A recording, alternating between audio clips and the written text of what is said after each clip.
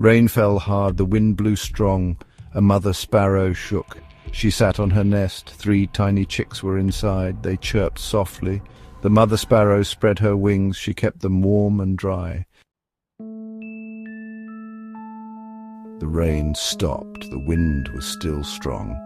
The mother sparrow looked at her chicks. They were very hungry. She needed to find food. She left the nest carefully. The mother sparrow flew from tree to tree. She looked for worms. She looked for seeds. She found nothing.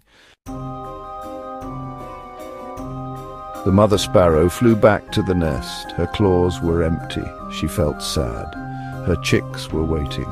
They chirped loudly. They were very hungry. The mother sparrow wished she had food. She wanted to feed her chicks. She loved them very much. She would keep looking